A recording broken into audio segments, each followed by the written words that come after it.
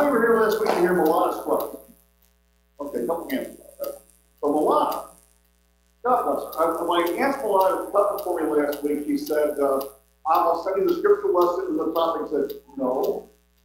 We're doing a series on how to be the best grandparents ever. Would you tackle it? And she said, I'll give it my best shot. And I think she did a great job with it. She could have said, you know what, I'm going to do my own thing. This is all on you. Good luck. But she didn't do that. So reading from the book of Hebrews may not seem like the go-to passage on how to be the best grandparents ever.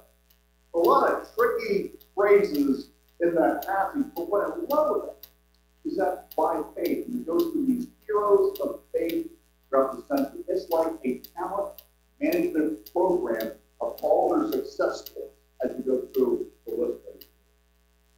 When I was a kid, my grandparents on my father's side lived in this house. Now, on the second floor of that house is an apartment that my grandmother had refurbished. And that is where my parents and I lived for about a year before Mom and Dad could swing a mortgage for a house 2 doors away. So, to the right, if you face Grandma's house, there's an old brown single house where George Keener lived. George was a bachelor. But George had no problem with a total of 5 grandkids as 4 siblings, running back, forth, across, dog, naked, a path, and for grass, never sort of we like ping pong ball going back and forth.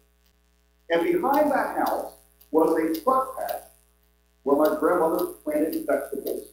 It's where the washing machine dumped out its water long before EPA guidelines became that. And behind that was an outhouse, and behind the outhouse was another patch of ground, and behind the other patch of ground was a barn which stored a whole bunch of stuff up there, which has now since been torn down. It was a place we would go on Thanksgiving. We would host Thanksgiving dinners, Christmas dinners. There was always the child's table that I got stuck at for like 50 years of my life. But it was a small table with the adults sitting at. So we went back and forth to Pat and Brandt's house, and then she had, when you walked into her doors, maybe you had this too, these porcelain scripture verses hanging on the wall. Do you have that? Grandparents have that?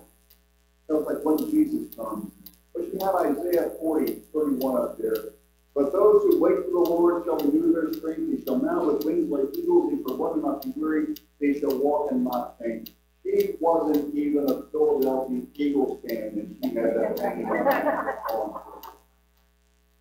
Well, of course, we had Grandma and Pat. They had not about 10 grandkids.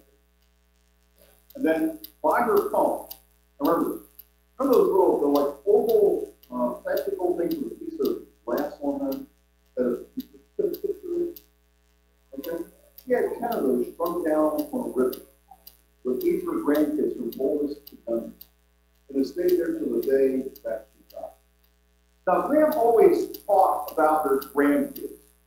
And she lived during a time when people were more talkative, maybe less sensitive than families who didn't have children or didn't have grandkids. She just bragged left and right about her grandkids. And I have to say, she's bragging about me.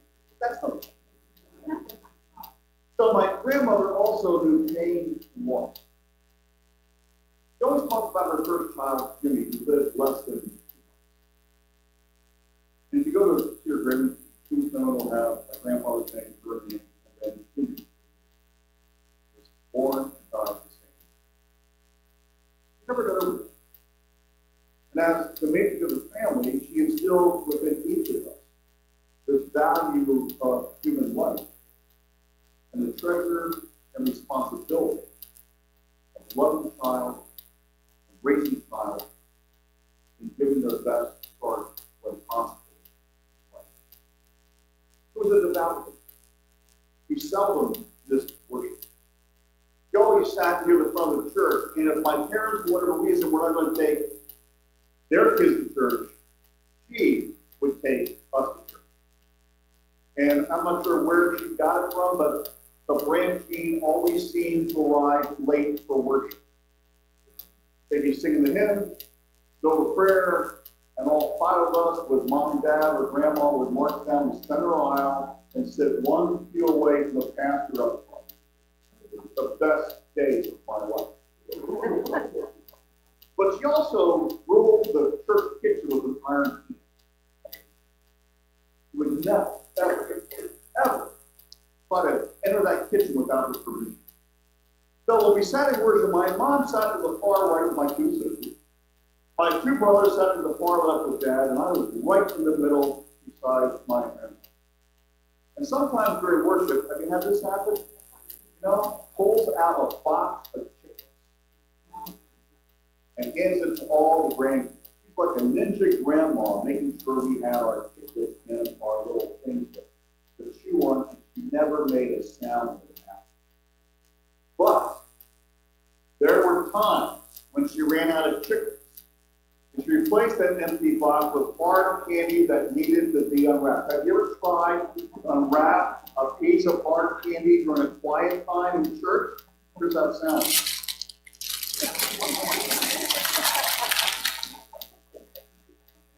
I'm listening. I'm waiting to see what happens later on this morning.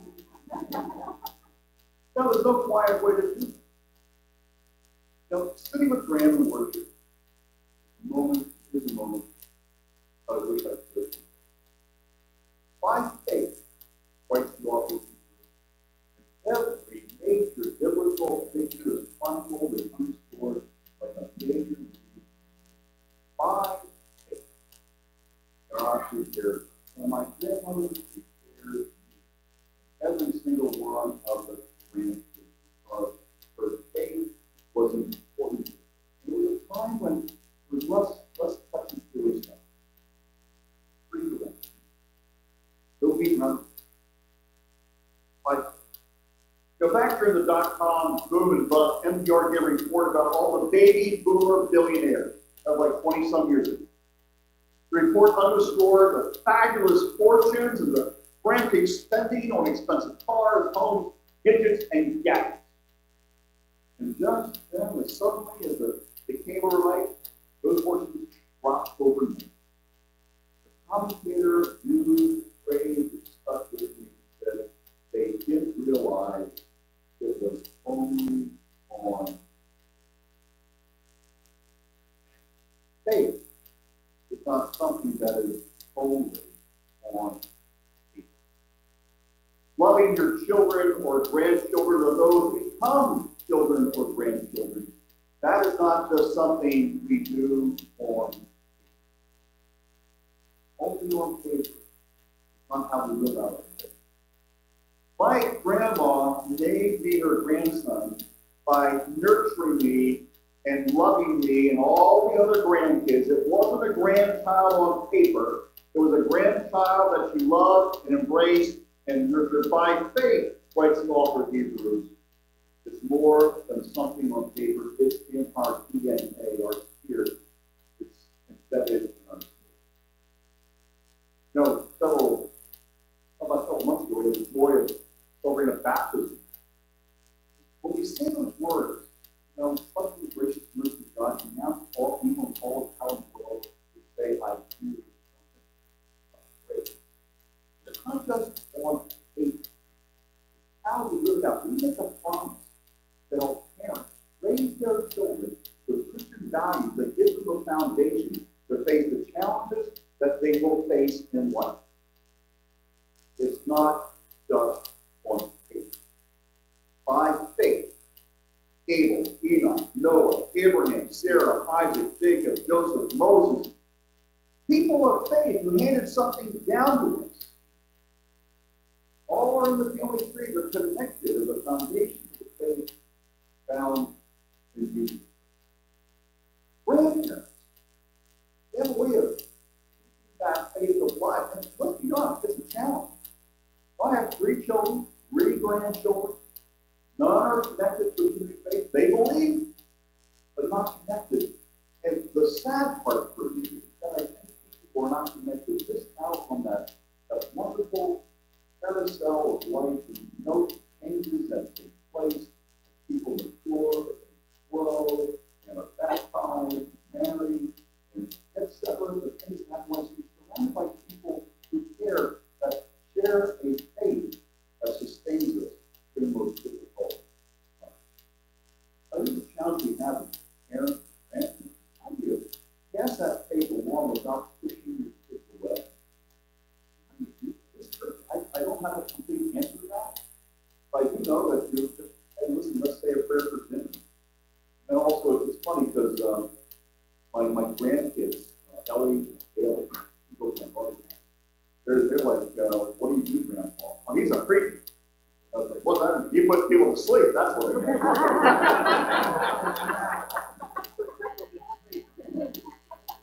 After my dad died in 2016, I cashed in all my air miles, and with firm encouragement from me, I took my mom to the there we visited with a family. My mother's maiden name, I told you, my mother's maiden name is Brandt. Brings a curse with it. The curse is, what's your mother's maiden name? Brandt. I said maiden name. It is Brandt. You're cursed with that. And through some paid research, I discovered that her 8th great-grandfather and my dad's 8th great-grandfather, they were brothers, who had traveled to the Platte region of Germany and visited a small town called Bachstadt, where the family came from. Back in 1732, Samuel Brandt left this town and landed in Lancaster County, Pennsylvania. And while there, we met the owner of the local hotel, whose name was Morris. He treated us with gusto and invited back to he was very gracious about his father and mom was happy with him. Yeah. So you learn like your family from where you came. It speaks volumes about faith. Samuel Brandt left Germany because they were men. They believed in believer baptism. They didn't believe in infant baptism.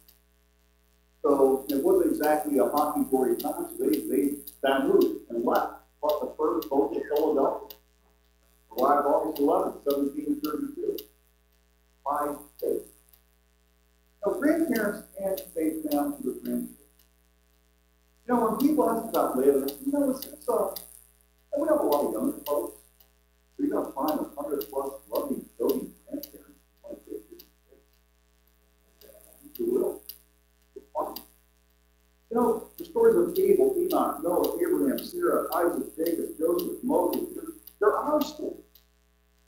Because our faith sustains us in difficult times. It's not always strong. It's not always vibrant. Sometimes it's kind of dormant. We don't understand it all the time, to be honest. Read some of these stories in Scripture, like, well, that guy, hey, would you do that? One of the joys of Lely Press is that when young parents come here, they find people who want to dote on their children and to do them with love. And when children are in worship, you need to look with understanding eyes, not scolding hands. When children get antsy, and they do, heck, some of you older folks get antsy. I see that here all the time. We provide a calming presence, not a look as if we stuck a lemon at it.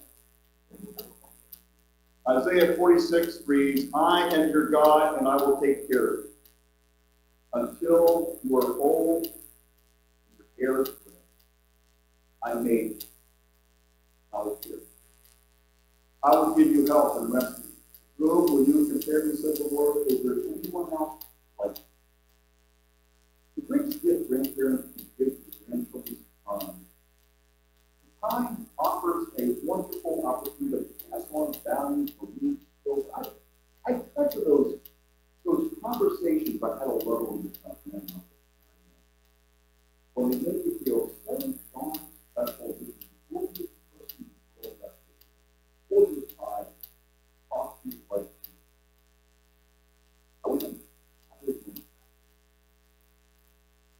Charlie Shedd, the Presbyterian minister, wrote, some of the world's best educators are grandparents. A famous Italian proverb reads, if nothing's going well, call your grandma. This manifests as grandparents who help fix everything using one wonderful wisdom that our parents might have. Grandparents, for those who have grandparents, just like neighbors having kids are coming into your life, you're fruitful, faithful, you provide patience, wisdom that often eludes parents raising children from the fast business of life. You may have heard this song from long ago, originally written by the judge, but Grandpa, only about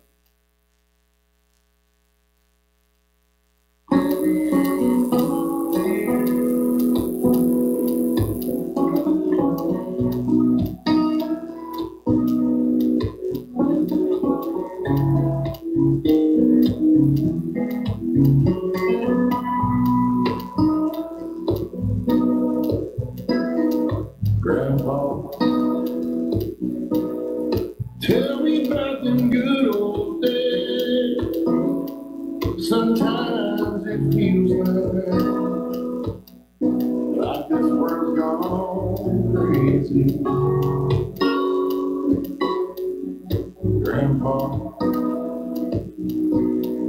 take me back to yesterday, when the line between right and wrong didn't seem so hazy. Love was really fall in love, stand beside each other, come one day. Was a promise really something people kept, not just something they would say.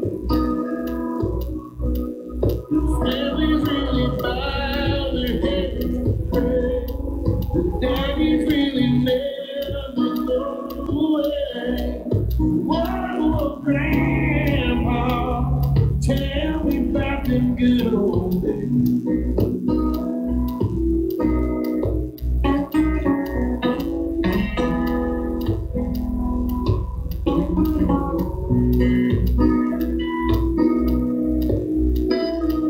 Grandpa,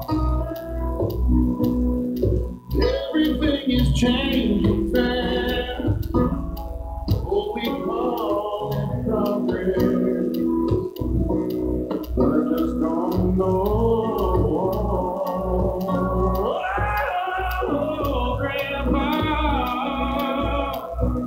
let's wander back into the past and paint me a picture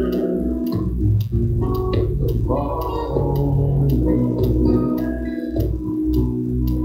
Lovers really fall in love, stand beside each other, come one way. Was a promise really something people kept, not just something they would say. And then, oh yeah, families really bow their heads to pray. The daddies really never go away. Whoa, Grandpa, tell me back in good old days. Whoa, Grandpa, tell me back in good old days.